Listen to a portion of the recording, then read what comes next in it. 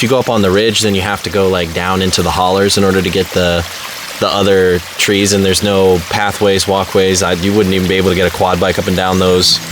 It's super thick. Yeah, super.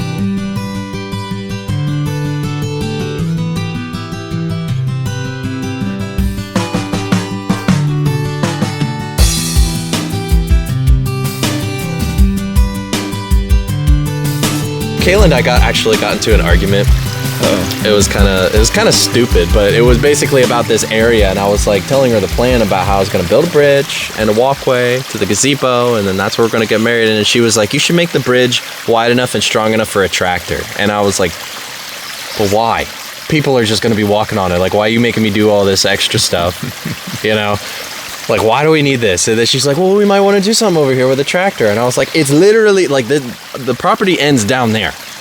So like right on the opposite end of where we're getting married, this is the very far corner of the property. So I was like, what are we going to do over here with a tractor? Like all of this shaded area, like we might be able to put a garden, but I thought you wanted to put a garden up there. Right. You know, like we could get a tractor down over there, like way by the road. Well, and what about down on that end where that road is? Would it be easy to access over here, or is it harder if you want to get a tractor in there? No, I mean, if you wanted to get a tractor and drive it over the creek, you could get to it from down there. Yeah. And, just like take the tractor all the way down and then come down the culvert and then just up in there. Yeah. But, I mean, there are still, like, trees in the way, so, I mean, you'd have to make a path for it. But at the same time, like, why do I have to go through all the work of making the bridge strong enough for... I don't even know if I know how to do that. Right. It's a bridge. Like, I was just going to make it good enough for somebody to walk on. Like, that's pretty much the extent of my knowledge on, like, bridge building. And so we're like going back and forth about this, and I'm just like, I don't want to do all that. And then she's just like, well, you have to do all that. And I'm like, I'm not doing all that. So there I am doing all that. No. Here we go, building a bridge for a tractor. But yeah, no, that's what I'm just saying. I was like, what are we going to do over here? Mm-hmm. Like, look at this hill. Can you drive a tractor up that hill? I don't know. Definitely not sideways. Yeah. You're going to roll. Like, true. I'm just trying to figure this out. Like, what you want me... And what kind of tractor is she thinking? Like, what? And she's saying it's just in case.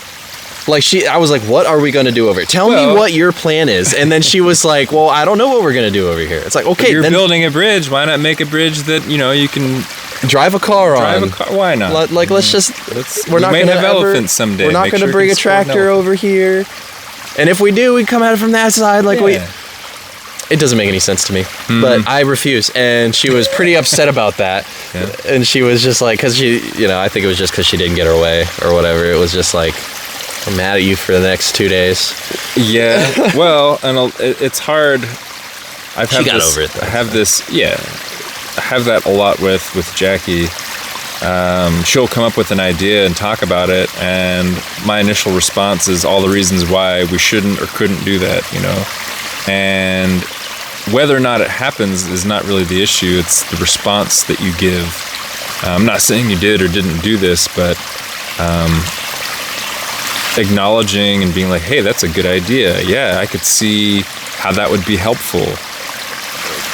But then put your viewpoint after acknowledging the idea. Yeah, because if you just immediately shut it down, then it's like, well, did you even listen to anything I said?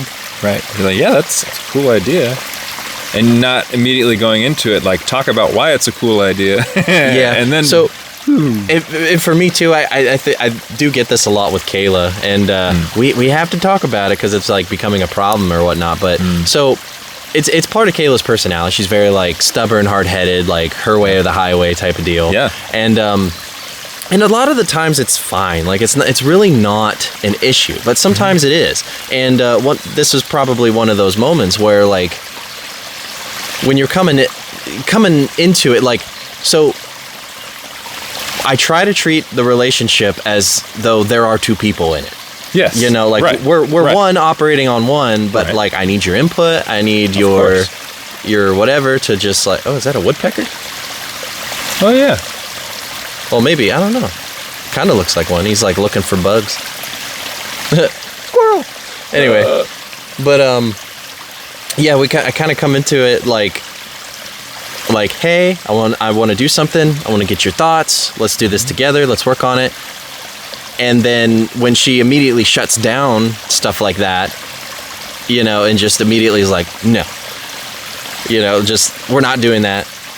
And like, doesn't even give a reason why. I have to ask why, you know, it's like that type of thing. It makes me feel like I'm trying to regard you in this situation by just not doing what comes to my mind. Like if I wanted to, like, I could come at it of like, I'm telling you what I'm doing and you're not going to say anything about it and then just go do it. Like, obviously that's a recipe for disaster. Like, I don't think we'd get anywhere like that. But that's exactly what she's doing to me when she just shuts it off. Right.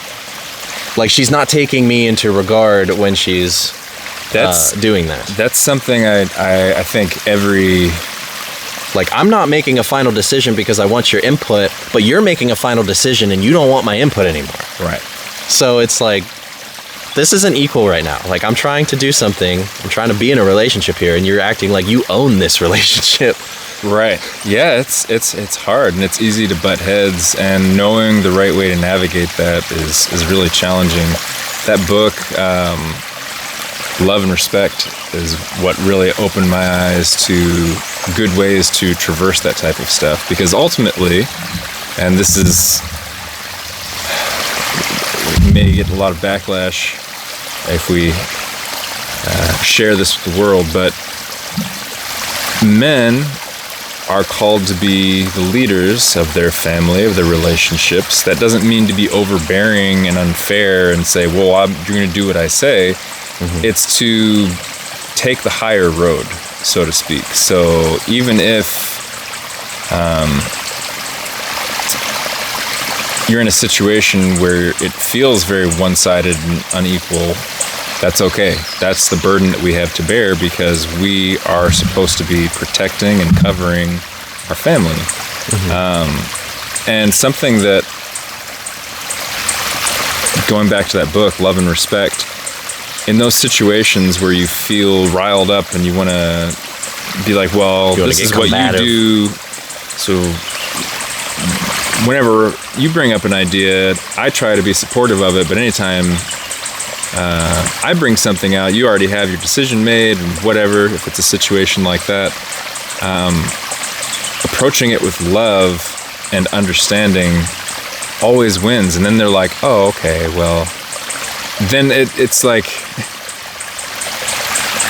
because that combativeness didn't come out, then there isn't an issue. There isn't anything to shoot down.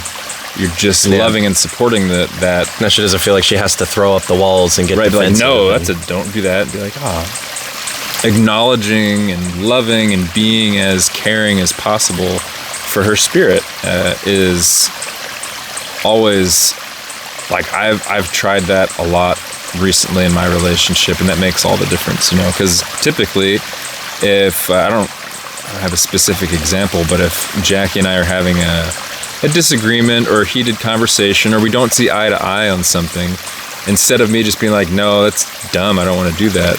I don't know if I've ever said it that way, but, you know, so to speak. I feel like Kayla has said that. And I understand, but it's whenever I've take the road of humility, and instead of being combative, just how can you show your love in those moments whenever your wife, your significant other, is getting,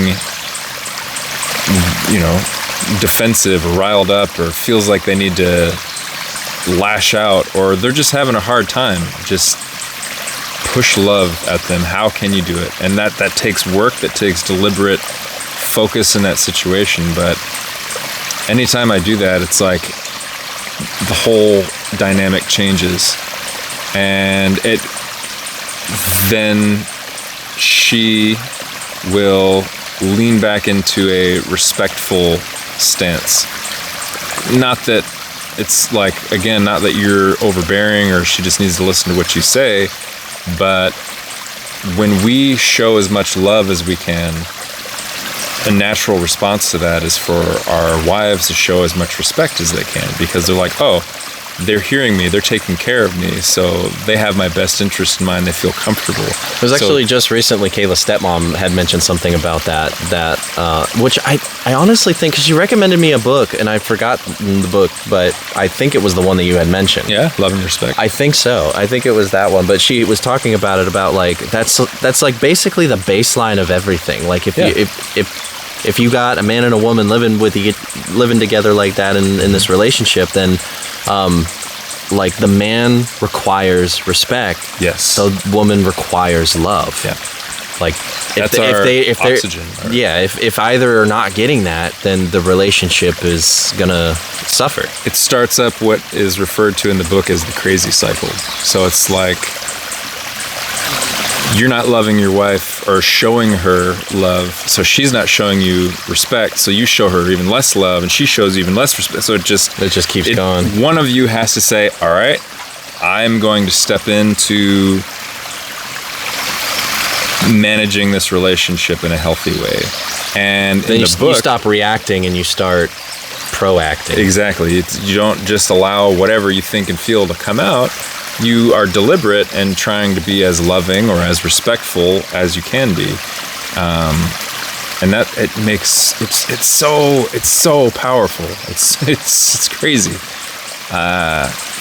but it's a really good book. Yeah, I mean, even without like reading the book, like I could understand that concept, and like Kayla and I have had moments like that before, and yeah, I remember before, like when we were living in our house and whatnot, we did have like a big, like just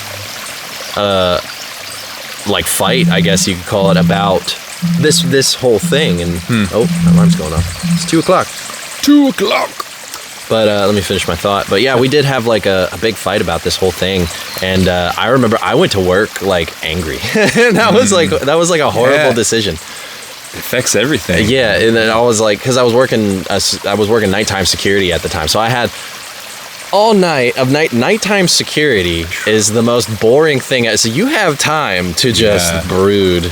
Right. You know, nothing's going on right now, and that makes it even worse, because now I'm not paying attention to my job. Like something could be going on, and I'm just you're like supposed to be responsible for security. Yeah. Luckily, you're busy brooding. Yeah. Luckily, nothing took place that night like it did most nights. So it was relatively fine, but it was still one of those things that could have been like extremely detrimental to the operation at hand. So yeah, that was probably not good. Leave your problems at home, people, and then come back to it later.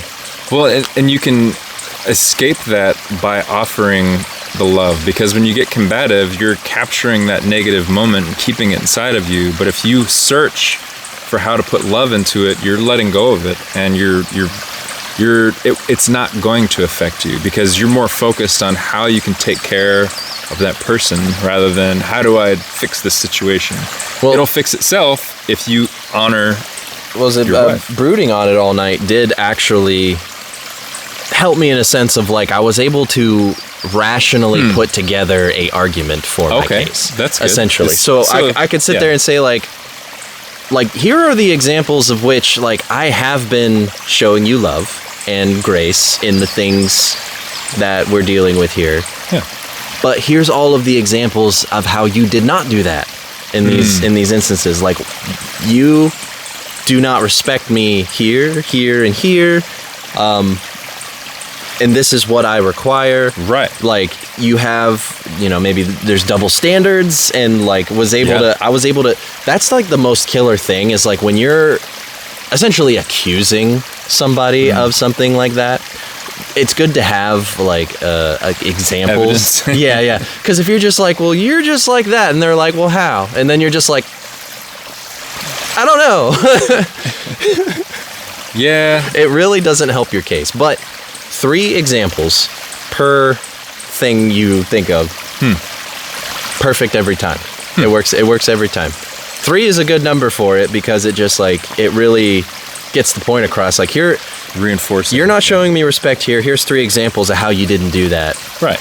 But here's what I was doing, and here's some 3 examples on like how what I'm saying like is what it is how I'm feeling right now, and it's just like For sure. like how it reflects reality.